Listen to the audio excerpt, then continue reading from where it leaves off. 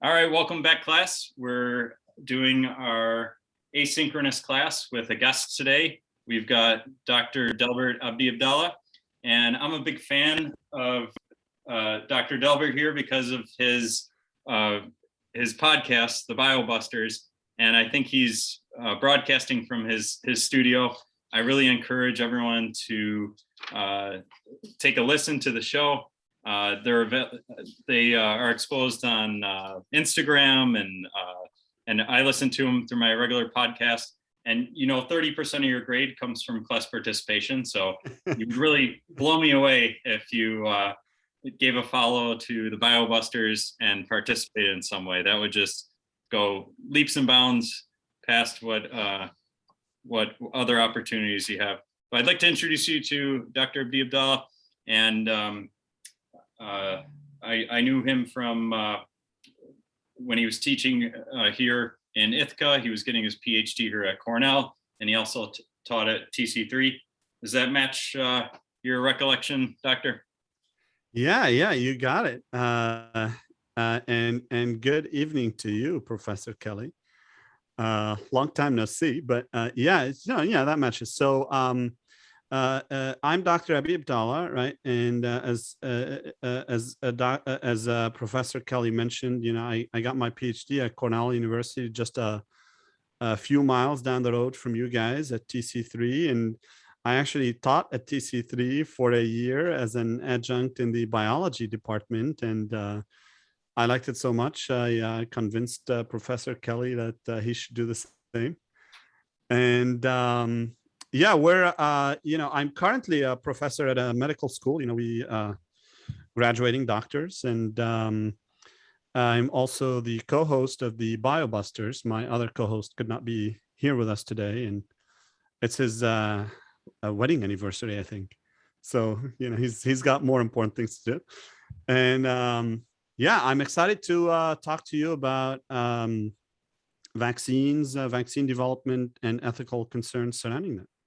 Yeah, so we can't avoid it these days. I think it's the most relevant issue to business law and the study of ethics, and to some extent corporate responsibility, because these vaccines are being developed by large pharmaceutical companies. It varies with access around the world, and as my students know, there's a mandate that they have to get vaccinated to attend class in person, and I have less students because of that. I know that firsthand. But when it comes to vaccine mandates, from a legal point of view, it's still on the fringe of the law.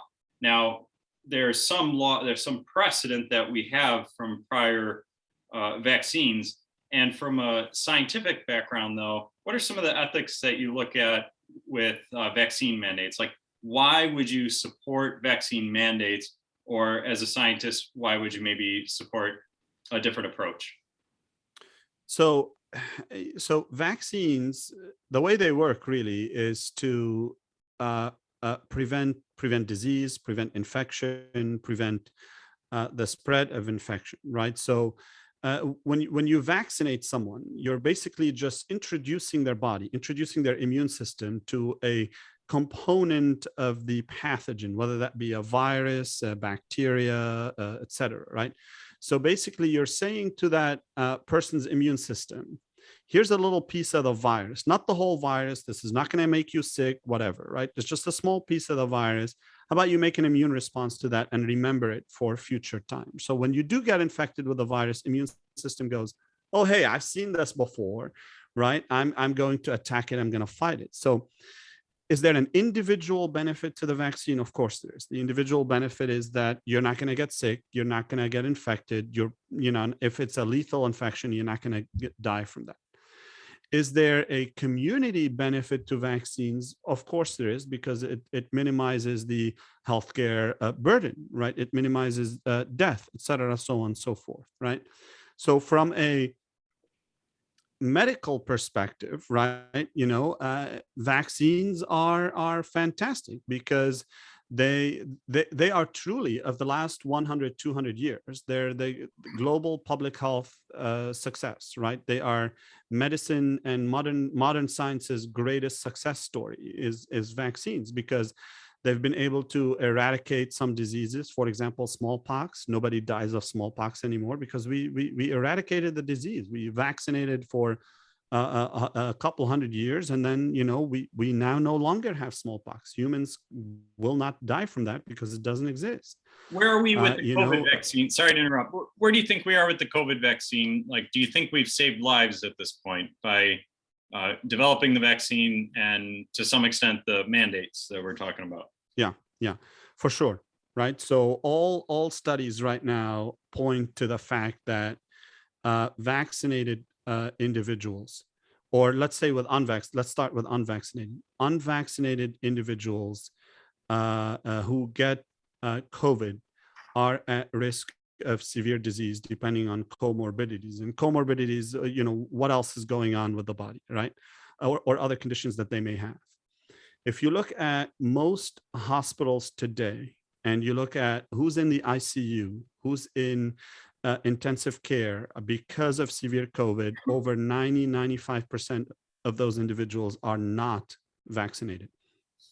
So we've shown that the vaccine protects people at a rate of over 90% from severe COVID and ending up in the hospital. So is the vaccine effective at preventing death, minimizing disease, and increasing your chances of not landing in the hospital? Yes, they are.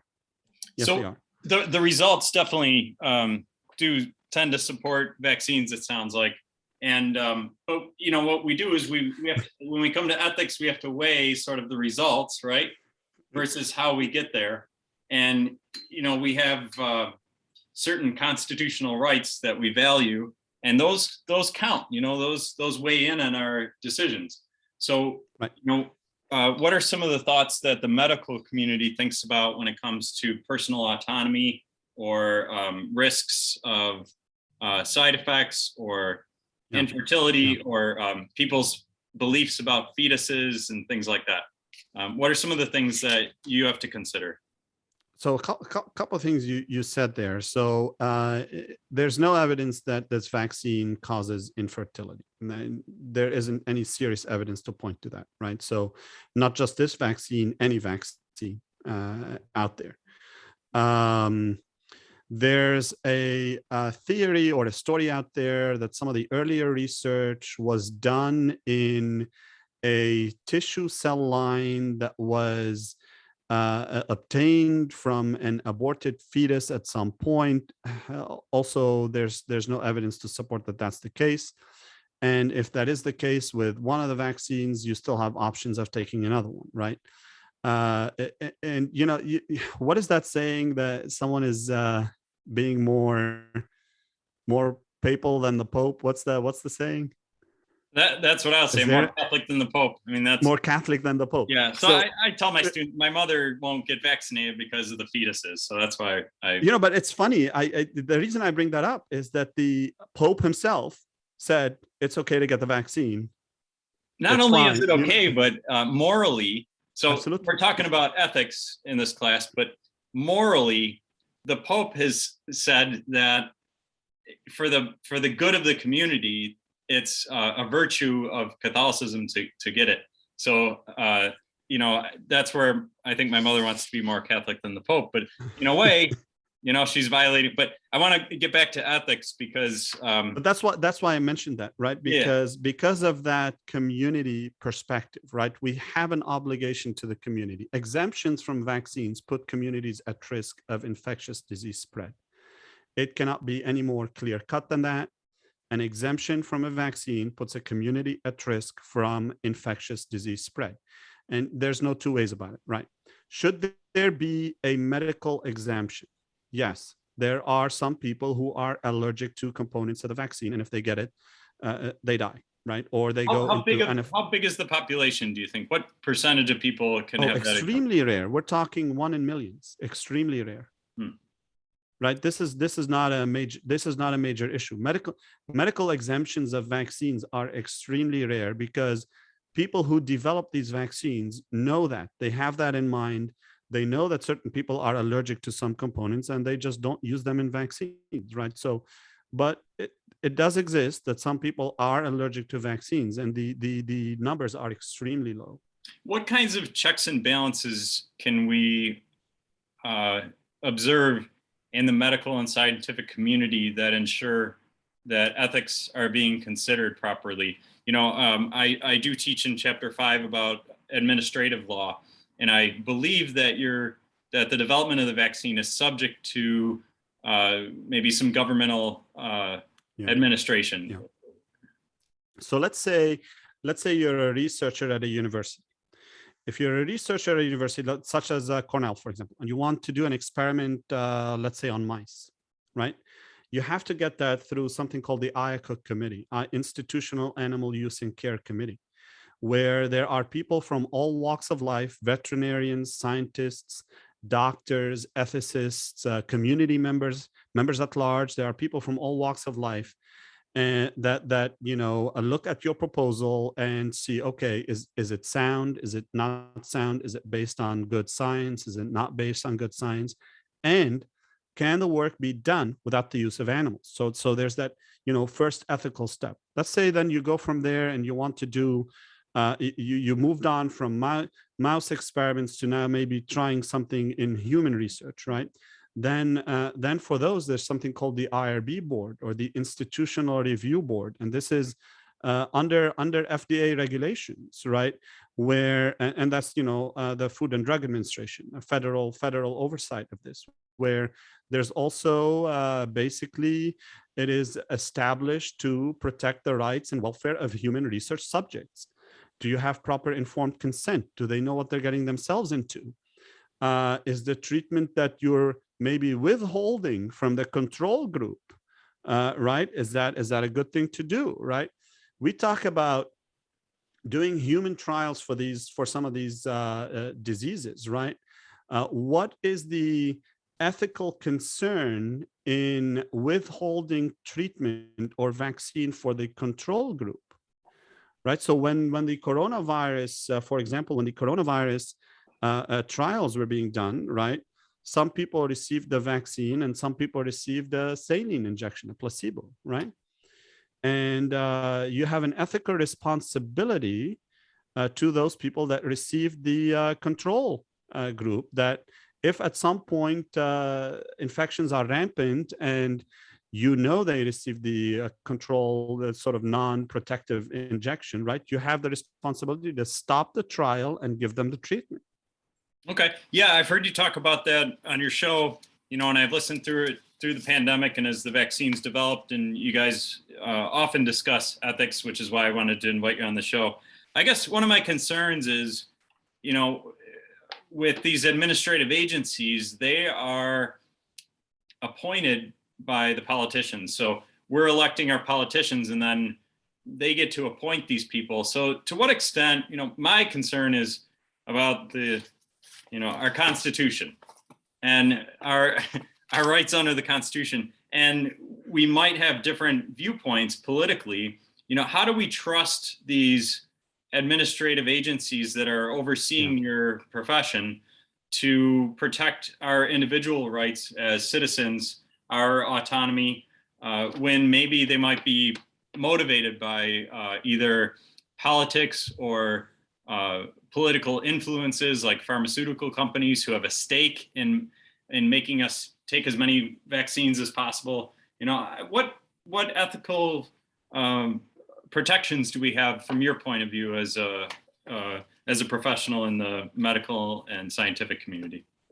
Well, there are,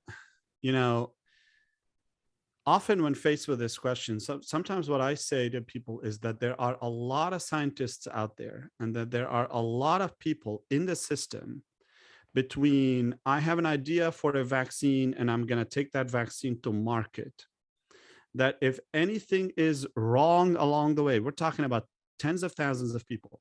If anything that is wrong along the way, someone will say something, right? That's number one. So people say, oh, conspiracy theory, all these scientists are in together. And usually I say, Well, you haven't been to a science conference where pretty much people just disagree with each other just for the fun of disagreeing, right? To try to prove the other guy wrong, right? So that happens in these regulatory boards all the time. But to sort of a That's little in bit my more, profession too. yeah. So Certainly we love a little bit everything. more serious with the answer though. So something like the FDA, something like the USDA, something like the CDC. Yes, the director of the CDC is politically appointed. But there are tens of thousands of career scientists working in these places who are not politically appointed. These people, most of them started, they applied for a job to be a scientist, and they're doing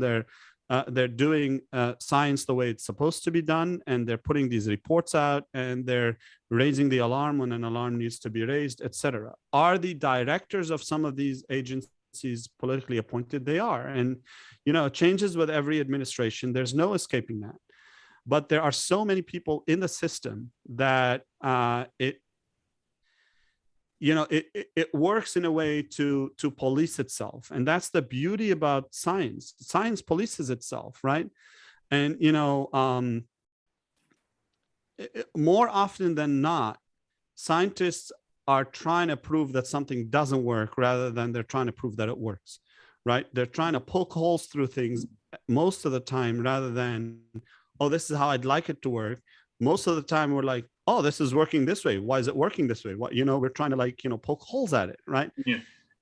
And science itself is based on a peer review system, right? I cannot just say the vaccine works and then go out there and just introduce a vaccine because I'm a vaccine scientist. No, I have to do the science. I have to do the data. I have to generate the data. I have to repeat my experiments. Is my experiment replicable? Can I repeat it? And then I have to present that to my peers or other scientists whose job is to look at it and poke holes through it to try to prove me incorrect, right? And then after it goes through that review process, it makes it to a journal where the data can get published, right? Or it makes it to maybe the first phase of clinical trials where we're trying it in a small number of people before we try it in a larger number of people, before we go to like a bigger clinical trial, right? So there are a lot of regulatory steps along the way. Is there politics involved? For the most part, in the work that the scientists are doing, there isn't. At the administrative level, there's politics in everything, right? We are in the middle of a pandemic that happened in the middle of an election year, and it got extremely politicized by both sides because we had an election, and that's timing. That's just unfortunate. It was horrible timing, honestly, horrible timing. Because I remember, for example, during the Obama years, there was an H1N1 pandemic, and everybody was all on the same page. Let's just try to slow this thing down, and we did, and everybody worked really hard at it, and you don't remember it. I don't remember it. You know why? Because because we didn't politicize it. We did what we were supposed to do. Let me draw your attention though. I think we agree ethically that, just drawing your attention to something you said earlier, if you're allergic to something in the vaccine, that we agree that the vaccine should not be mandated. Like there's really no one out there saying that if it's going to cause you risk of death more than the disease itself, you shouldn't have to take it. So let me draw you back to the Constitution, though. The First Amendment to the Constitution, allows you the freedom of religious practice. Uh-huh. And so, how different is that? If someone is concerned about their time on earth, but they believe that their soul is jeopardized by taking this vaccine, Sure. How do you, taking into account the Constitution of the United States, ethically, how do you support mandating that on somebody? So let me just I'll answer that in one second. Let me first say, the biggest thing with the medical profession is that you first do no harm, right? So if someone that's an ethical rule, that's sort of the number one ethical rule. Correct me if I'm making that up. But do no harm is the number one ethical rule of medicine, right? So if someone, we don't have that as lawyers, we you need that as lawyers. But if someone is allergic to something, obviously they shouldn't get it. They can't get the vaccine, right? Now, if you have a religious objection to the vaccine, right? And you say, you know what, I don't want to get the vaccine. Let's take, for example, the measles vaccine as an example. You say, you know what, I have a religious objection to the measles vaccine. I don't want to have it. And you get the measles and you go to the supermarket.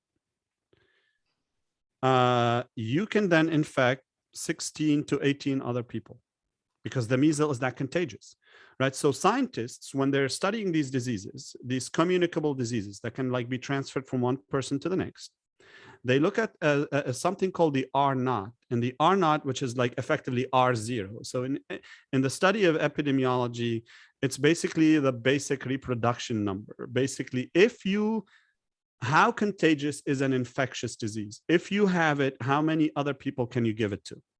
So let me ask, is that a variable in ethical considerations in, whether to make a mandate more powerful than another vaccine? Like I think it should. So something like the measles, right? So I'll go back to the measles. Someone has a religious objection to the measles. The measles R naught value is 16 to 18. That means one person can infect 16 to 18 other people. And then these people can then infect 16 to 18 other people. Within a day, you can have a couple hundred people infected. And this is a disease that can kill you. So you say, I have, not you personally as Professor Kelly, but you as a person say, I have the religious right not to get the vaccine. And then people who are concerned with public health say, well, other people, the 18 people that you may infect, have the right to live. Right. And so then we have to weigh that. What is more important, the health and safety of an entire community or the religious objection of one person? Now, you can say, okay, it's in the Constitution, you have the right to not take it. Fine. Okay, but then stay at home. You can then just say, I want to go to a football game, infected, and then infect other people, and then potentially kill half of them. What is then the legal culpability of that person? Can that person be sued for involuntary manslaughter? Well, that makes me wonder too about how vaccines maybe how they work, and they have such a history, and how in a way they might be sort of victims of their own success. I think you've discussed that on the program. Yeah. No, they absolutely are victims of their own success, because a lot of people, in the US, for example, a lot of people say, well, I've never seen a single polio case in my life. Why should I get vaccinated against the polio? Well, you haven't seen a single case of polio in your life because we are vaccinating against polio. And that makes me think about sort of, in this class, we focus on US business law. However, I think that those walls are being broken down, and I try to add an international aspect as much as I can to business law. And I think that the practice of medicine and the science of biology considers that to a greater extent. And this pandemic is worldwide. So what do you see happening around the world? I believe maybe you're from Lebanon originally. So you might take more of an international perspective than me as a white guy growing up in the United States. So what's your perspective on, how things are happening ethically from a business point of view around the world? So I think there is a global access problem or a poor country access problem, right? So as you mentioned, I was born in Beirut, Lebanon, right? And I grew up there for majority of my teens, right? And if you look at the vaccination rate of poor countries right now, as of today, I looked this number up earlier. As of today, only 10% of people in low-income countries have received at least one dose of the vaccine. Wow. In the US, that number is close to 75, 80% or so, right? And we're in the 70s who have at least received one dose. The problem with that, obviously, is that, access to vaccines time and time again, not just with the coronavirus vaccine, right? The SARS-CoV-2 vaccine, every other vaccine we have, time and time again, access to vaccines has been shown to be dependent on socioeconomic status, racial and ethnic minority status. And sometimes it's not about necessarily vaccine shortages. It's about money, right? So early on in this coronavirus sort of pandemic, African countries, the African Union, they got together, they came up with a few $1 billion, and they went to these big companies and they said, hey, we've got the money, sell us the vaccines. And they couldn't, because these companies have contracts for the next couple of years with wealthier countries who got in ahead in line, right? So now you have an issue with these poor countries that don't have access to the vaccine. And with something like the coronavirus pandemic, no one is safe until everyone is safe. So if you have rampant virus reproduction in these countries, and the more a virus reproduces, the more likely it is to then have a mutation and be a variant that can spread faster. And then it comes here, or it goes to Europe, or it goes to these wealthy countries who have vaccinated their population, and they think, oh, we're so safe because we vaccinated our population. When, this Omicron variant started in South Africa. It's not South Africa's fault. The virus could have started in the UK, could have started in the US. It doesn't matter, right? But, if you have the majority of a population not vaccinated and the virus is able to spread, as freely as it likes, that's a problem. So there's an ethical issue with us here in the US saying, oh, maybe we should give people a third dose, when there are people who haven't gotten a first dose, when we have shown scientifically that 2 doses is good enough to prevent death and severe disease. What's the third dose for? You say, okay, well, we'd like those neutralizing antibodies as high as possible to prevent infection. Great. That's the good goal. But then you have countries that don't have a first dose whatsoever, right? So there's an ethical dilemma there, right? Now, that's not to say that, when given the opportunity to get a booster myself, I won't go get I did get a booster. Did I feel bad about it that, maybe certain countries don't even have a first dose? Yeah, the thought crossed my mind.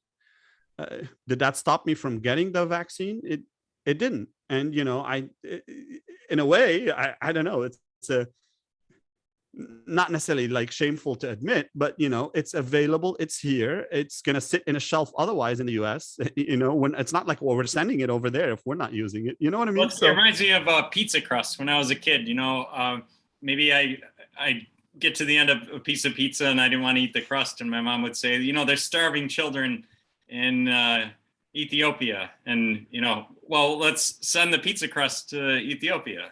Yeah, I mean, that's the thing. We have in this country right now, there's an oversupply of vaccines, right? There is. And they're sitting in shelves. Now, that's not to say that we're not trying to do our part, right? The US has donated vaccines to the COVAX program, which is to the World Health global program to bring vaccines to low-income countries. We're trying to do that. Are we sending enough? I personally don't think so. Should we keep boosting in the US when other people don't have one dose? I don't think so either.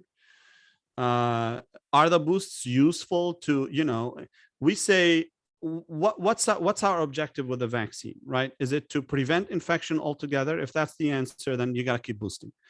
If it is to prevent death and severe disease, and then you can stop at 2 or 3. The science is out there that 3 is enough to prevent the worst outcomes in 95% of people, right? So you have to decide at some point, what's the ethics of keeping those vaccines in freezers and keep hoarding these vaccines, without, sending them abroad to poor countries, right?